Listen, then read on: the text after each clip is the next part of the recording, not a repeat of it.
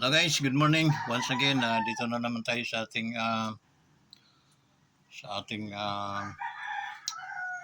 paraiso, no? Planet. Okay? Sa ating Wanderers Planet. Okay, musta na kayo guys, no? Kumusta yung ating mga yung ating mga kapwa ka-wanderers, no? Lalo na yung mga solid ka-wanderers natin, mga walang butas. Shout out sa inyong lahat. Okay, sa ating mga kabugtuan, mga kaigsuunan diha, mga kapaturan, mga babayan, no? Ay shout out sa yung tanan. Okay?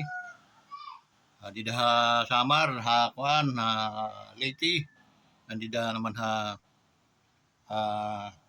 Mindanao. Okay? So Luzon, Visayas, Mindanao, kumusta ka mo? And then shout out sa inyong lahat, no? Batiin din natin ang ating mga OFW, yung mga bida-bida dito sa channel kong ito. Okay, shoutout din po sa inyo mga ma'am, mga sir, no? Mga kamahalan sa inyong support dito sa ating YouTube channel, okay? Ito, the same routine, dito tayo napunta na naman kasi naglilinis-linis tayo. Dahil after maglinis, magkakaroon tayo ng pagtanim-tanim ulit kung ano man ang maitatanim natin. Okay, dito sa lupang ito. So yun ang hindi tayo nakakatulong pinansyal. That's why reason why I'm nag-decide ako mag-vlog para in a double purpose, nandito tayo, nakapagano tayo sa lupang ito, at the same time, nag-vlog tayo. Okay? So, yun, medyo mabagal man ang dating, pero wala tayong magagawa, no? Dahil talagang ganyan ang larangan. Okay? So, pakiusap lang, no, mga kaibigan, mga minamahal kong mga kamahalan. Baka yung mga kaibigan, asawa o pamilya ay hindi pa nakapag-subscribe sa atin, please, himukin mo na, wala namang mawawala. Pagkus matutugunan natin yung ating guys. Tag-iisa lang guys, please, doon sa aking 506 subscriber. Tag-iisa lang ma'am, ang hinihingi ko sa inyo. Okay? Na kapamilya na lang ninyo para at least maka 100% tayong sure, no? Halimbawa, anak, o kapatid, o asawa, o hipag, o biyanan, na nag-YouTube, himukin po natin kayo na lang po yung tagadala ng aking mensahe na paki-subscribe po ang Wonders Motovlog TV para at least ma-comply natin yung minimiti natin na pagtulong doon sa mga nangangailangan. Guys, kung hindi man kayo na habagag, ano tawag na hababag, or limang kayo na pre-pressure or nag-iisip na dapat nga tayong makatulong guys sa pamamagitan ng pagbigay sa kanila ng mga kunting biyaya na libre guys, kukunin natin sa YouTube yung ating ibibigay sa kanila guys. Ang aking pakiusap na malinaw, mayroon na akong subscriber na 506 as up to date, no? Ma'am, mag-share, kamahalan, mga idol, doon sa 506 na yan, please, hihingin nyo ako ng tag-iisa na subscriber at saka isang likes, isang share, guys. Yung tatlo na yun, guys, ang aking hinihingi sa inyo o doon sa mga nakakarinig ngayon. Mga DDEs, mga kasundaluhan natin na ating mga bayani, na ating mga palaging sinasama sa ating mga panalangin, mga kasundaluhan natin, sana matulungan ninyo yung ating task, no, to na ma-monetize tayo. Okay? Task to reach to 1,000 The easy way to fulfill that is na hindi yung walang kahirap-hirap. Dito na lang tayo lumapit sa ating mga subscriber. And then, ma'am, mayroon kayong pamilya, himukin lang po ma'am ninyo yung isa lang. Sa bawat isa sa inyo, isa lang ang hinihingi ko na mag-like, share, at the same time, mag-subscribe. Shoot na po tayo noon. So, ako'y nagpapasalamat ngayon pa lang dahil maano lang naman, napakabilis lang man, di ba? Napakabilis lang. So, thank you so much guys for the response no doon sa aking panawagan, sa aking paghingi sa inyo ng tulong. Kasi nowadays, bago mag-December ay tayo ay mamonetize para tayo naman ay magkaroon ng income at makapamigay tayo doon naman sa mga nangangailangan. Okay? Yun lang guys ang sa atin. And then God will fulfill His promise also to you and bring back the blessings upon you. Okay? Always, always, in every day of your life. Okay? God will give blessings to you. Siya yung magbabalik, okay, sa inyo. Yung inyong tinulong sa akin, God ang magbabalik sa inyo ng tulong. Yan sa inyong mga kabutihan. At kaya ko natawag na kabutihan yon dahil ang minimithi natin ay hindi naman po masama. Bagkus ay napakagandang layunin. Okay, suportahan po ninyo yan guys sa magitan ng subscribe. Isang hatak sa ating subscriber. Bawat isang subscriber, hatak po kayo ng isa. Napakadali po to hack the 1,000 subscriber so that monetize tayo. Okay? Thank you guys. Palainawa kayo ng ating Panginoon. So, ano yung re-reaction na natin ngayon guys? Okay? Anong re-reaction na natin ngayon? Sa sport muna tayo. Okay? Sa sport, yung FIBA no, natin, no? Kasi guys, basketball player din kasi ako. Okay? Kakalimutan ko pa yung pagkain pero ang paglarong basketball, never. Okay? So, what I mean, addict tayo dyan sa basketball. Okay? Now, iba ang basketball ngayon tsaka basketball namin noon. Okay? Kasi noon, quality yung mga laro namin. Okay? Means quality, talagang malayo. Yung mga player ngayon, napakalayo guys. Hindi man ako nagmamayabang pero napakalayo nila. Sa mga player nung back 60s, 70s, 80s, napakalayo yun. Sila ngayon. Okay, para mga tamad ang mga player ngayon guys. Mga nakatunganga lang, abang lang, no? Kami noon talagang ikot, routine talaga sa loob. Okay? Kaya, makakahanap ka ng saka tatakbo-takbo ninyo. Okay? Makakahanap ka ng pwesto na easy to shoot. Okay? Hindi yung mga nakatunganga lang pag tinitingnan mo. Parang binabayaran tong mga animal na to pero napaka tamad. Okay? So, ang tatamad.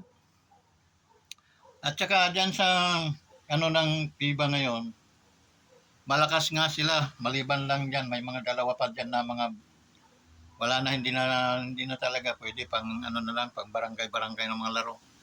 Eh dapat pinasok diyan si Park, no? Medyo masigasig si Park, no? And then sino pa yung isa para sa akin? Sigasig si Park. Okay? Yung mga mga luma na, hindi na dapat, hindi na makakahabol sa laro ngayon.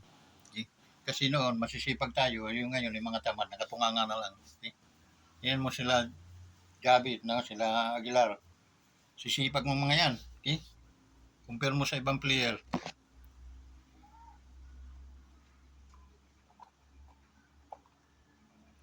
Si Kai, siyempre, bata pa, tsaka kulang pa yung lakas ni Kai para makipag barandahan dyan, no? Sa larong basketball kasi, ah, kailangan malakas ang katawan mo dyan eh. Tsaka magulang so, lalo na nasa ilalim ka palagi. Eh, tsaka, sa tagal mo nang nakatunganga sa larong basketball, alam mo na ang banda ng bola kung saan, alam mo na yung pag-shoot nila na mamimiss, alam mo na kung saan tatakbo yung bola, dapat andun ka palagi. Andun ka. Hindi ka nag-ano nang makashoot ka. Rebound. Yung height kasi natin yan, rebound tapos dakdak. Ganon lang ang labanan mo dyan. Kaya saan ka pupunta? Lumapit ka doon sa ilalim. Huwag ka namang magtagal at mangingitlog ka doon. No? So, yun nga, no? Kailangan talaga ng may utak din. Eh? Kaya at saka malakas. Kasi pag ano ng bola sa taas, pwede mo agawin yun sa taas. 7 foot. Yung agawin yun sa taas, dakdak mo sa taas, wala yun. Eh? Kailangan nga lang, malakas. Kaya yun ang kulang din di Kai pa kasi medyo bata pa, no? Di pa gaano magulang si Kai. So, pero yung katawan niya okay na yun. Ano na lang, lakas na lang ang ano ni Kai dyan. Tsaka technique. So, balang araw, pag nabiyasa na yon, masanay sa international na laro. Hindi yung pang barangay ha, pang ang, ang PBA kasi parang pang barangay na lang talagang laro yun eh. No? Hindi sila umuunlad. Kaya pagdating sa international, nakatunganga lang sila. Okay? Champion tayo sa Asia. Okay? Hindi rin. May China tayo, tsaka ano, Japan, Korea. Hirapan tayo dun. Pero nung araw, basic lang yun. Mga yun ng mga player nung araw. Okay? So yung guys, no? Kailangan talagang at saka pang-international na rin coach natin. Okay? In fairness to our coach, no? Ginawa naman niya lahat ng makakaya niya. Okay? Pero, yun nga, minsan naguguluhan na rin si boss, si coach, no? Na ano na rin kasi yung discouragement ni coach, andun na rin. At the same time, yung parang nakikita niyang na umaasa pa rin siya na mananalo pero sa totoo lang, sa actual, lalo na pagdating ng third quarter, nagkukulapse tayo. No? Iba tayo sa Hinebra. Yung Hinebra, tinatambak-tambakan mo na yun pero pagdating ng mga third quarter, fourth quarter, hahabulin kayo noon hanggang sa mananalo sila. Okay? Iba yung sila. So, ang ano naman, sasabay-sabay tayo, no? Walang minsan nakakasabay tayo pero pagdating ng ng last quarter, doon na tayo linalampaso. Okay? Hindi ko collapse na. So, ano yun? Kailangan mayroon tayong new planning of games. In every games, mayroon kang bagong laro, bagong play na gagawin as a coach. No? In fairness to our coach, talagang he is good. For me, Chat is nice coach, no? But for today, yun kailangan na niyang kailangan ng hanap tayo ng coach na pang-international din, okay? Na magiging angkop sa laro ng mga kabataan ngayon, hindi yung lumang siste pa rin, no? Okay? So nakita ko kasi walang play talaga eh. Okay? Wala collapse ng collapse tapos parang larong barangay lang mga ganun, no? So si Clarkson malakas yun na player, no? But hindi niya kaya hindi niya kaya yun sa tatangkad ng mga yun tsaka NBA player din naman din yun. At saka sila may chemistry sila ng mga kasamaan nila, no? Si Clarkson siyempre kung ano lang yung play na ibibigay nung yun lang ang gagawin niya. No, minsan solo-solo talaga. Okay? Napipirsa si Clark ng gusto. Walang kahit siguro ay si Jordan pa ang kunin natin. Okay? Sila kung buhay pa si Kobe Bryant, hindi rin obra. Okay? Bakit? Siyempre, isa, kalaban 5. Okay? 12 kalaban. Hindi obra yun. Okay? So, kailangan, merong secret weapon ng coach na ito yung pamatay niya. Ito yung mga bagong plano, bagong game na play natin gagawin na hindi nila ito madidetect. Okay? Ito, ganyan. Paglabas ng ball, andun ka na agad. Dak. Shook! Pag-shoot ng kalaban, doon ka sa lalim, rebound. Dalawang matatangkad, tatlong matatangkad lang yung ano natin, no? Box out yung dalawa, yung isa ang kukuha ng bola. Talagang atin palaging rebound. Yun nga kahit man tayo hindi gaano ka ano, pero 6'9", 6'8", no, 7'2", matibay na yun, no? Halos dungkil mo ng ring noon. Yun nga lang, wala tayong strategy. Mga latest strategy, yung strategy na inaano natin, luma na, hindi na gumagana. Okay? Na pag ganyan, collapse, wala na. Okay? So, it's time to create new plays, no? Yung mga bagong mga strategiya sa laro. How to penetrate, how to drive, no? And then, pag sinabing baragulan na, di baragulan na. Okay? 1-on-1 plus karoon ka ng bola, pasok sa loob ng perimeter, pag natin, isang hakbang na lang, ring na, sungkit-sungkit na lang. Mga ganun ang gagawin. Okay? Foul play, foul yun. Foul pero counted. Yun ang ng laro. Kaya maano natin yun. Labas!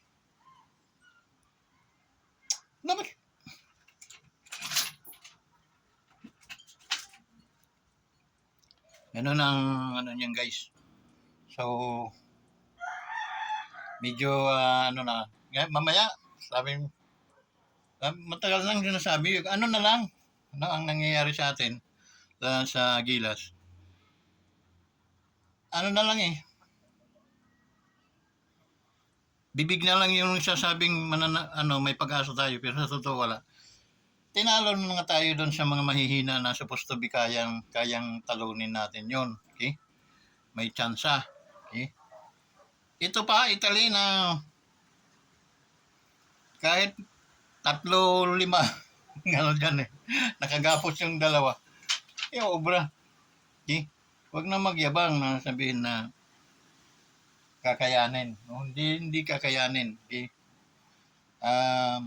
Ang inano na lang yun yan para panuorin. Okay? Pero kawawa, mas lalong kawawa ang Gilas natin dyan. Okay? Dyan, yung bagong estratehiya. So, bagong coach, bagong plano, bagong plays, no? Mga bagong estratehiya ang gagawin. No? To conquer. Okay?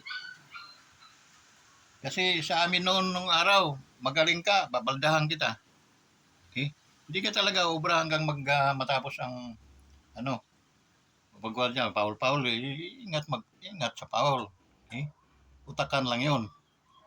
Pero yung sabihin magaling ka katapos pagwardyahan ka sa wala na. Paralyzed na 'yon. So, mangyayari yun, hindi na papasokin ng coach yun. Bakit? Hindi na rin naman umuubra yun kasi gwardyado. So, ganun, no? So, yun sana gagawin ng ating mga coach, no? Lalo na si Coach Kat. It's time na siguro, coach, na si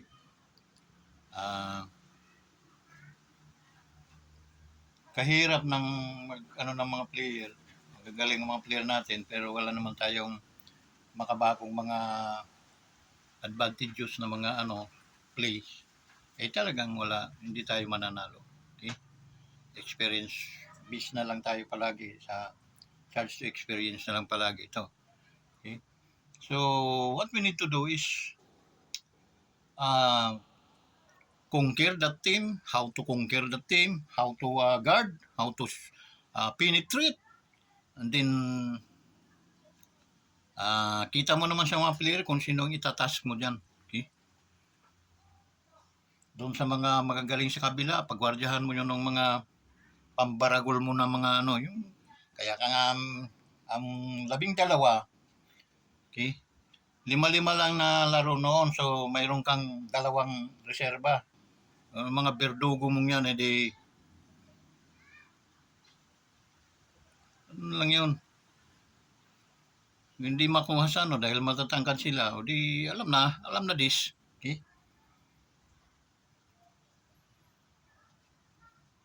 Noon pa man, ginagawa na namin yun, no? Okay. Sikreto, hindi ka mahalata. Pero yung pala, balda na. Hindi na makakalaro. Masakit man, pero may laro ito eh. Ang gagawin natin? Pabayaan lang kayo magtambling-tambling dyan. Magdang-dang. Hindi ah. Trabahuin. Doon lagyan ng solusyon, doon sa may problema. Kung magaling ka, pakaljahan mo rin ng magaling yan, oh. Para ma-out, ano.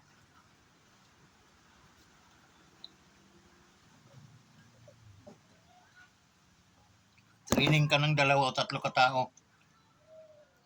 Yun lang ang trabaho. Paparalyze lang nila yung mga ganyang player. Operasyonal ninyo para mag-graduate. Ganun lang. Hindi yung kayo ang graduate. Operasyon din kayo na sila graduate dahil magaling. Okay? Kaya, naku, ang pagiging coach guys, hindi lang kasi isang nalaman eh. 2. Kailangan marami. So, yung guys, no, sa sport, no, may laro ata mamaya. Pero, alam mo, simula na naglaro, hindi ko din in-interest na panoorin yun. Kasi, Pilipino nga ako, so kailangan na natin suportahan. Pero, alam ko na eh, kung Asia game lang yun, hindi ako makapanood. Pero dito sa FIBA, wala tayong binatbat sa, international na larangan ng sport ng basketball. Okay? Wala. Kahit pang may pasok natin yan yung number 32, may sama pa natin yan, kay Clark. Gagaan ang trabaho ni Clark, pero di rin pa rin tayo ubra. Okay? Kumuha tayo ng mga 2 pang Kai Soto. Okay? 2 pang Kai Soto, tapos andyan pa rin sila Pahardo. Okay?